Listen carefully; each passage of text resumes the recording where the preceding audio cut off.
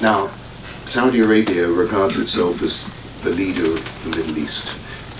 There's a problem with that view because the country to the north, Iran, across the Gulf, does not accept the leadership of Saudi Arabia as being the leader of the Middle East. Instead, it regards itself, Iran regards itself as the regional hegemon.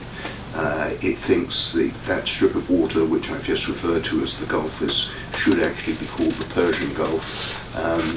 Geographically, they've got an argument here. Iran has the longest coastline of the countries which border onto the Gulf.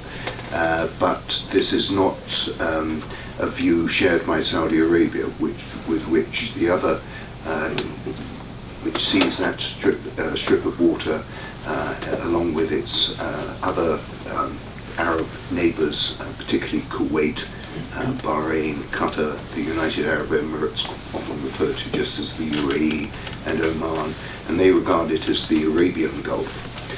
And there's also a religious difference between Saudi Arabia and Iran, in that the Saudis are predominantly Sunni Muslims, which is the mainstream of Islam, whereas the Iranians are predominantly Shiite Muslims, which is the minority sect within Islam, and historically has been at odds with the Sunni Muslims.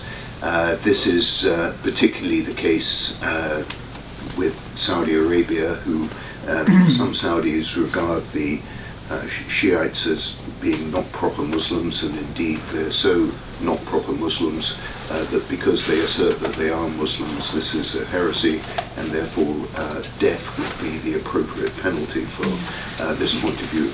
It doesn't make for a happy world. So we have a situation at the moment that my perspective on the Middle East is that I've always approached it from an energy point of view instead, and so I've always looked at the Gulf region as being the center of the Middle East. This is different for many people who've looked at the Middle East, who tend to look through the prism of Israel and the Palestinians, Israel and the Arab states.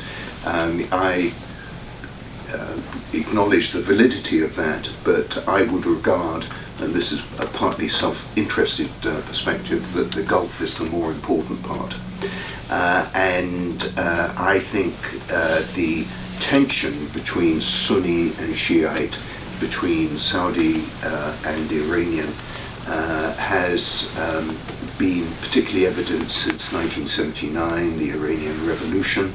And that is the narrative of the events since then, of the last several decades, and I would argue that it's also the narrative of where history is moving, the direction that history is moving in the Middle East. After all, Saudi Arabia and Iran, in journalistic terms, are having a series of proxy wars. They're not in combat themselves, but the events in Yemen are seen as being a proxy war between Saudi Arabia and Iran, as is the instability in Iraq, plus the instability in Lebanon, and of course what on earth is going on in Syria. I use the word Syria advisedly. I don't think Humpty Dumpty can be put back together again, but what used to be Syria, what it will be replaced with, I think is an unknown.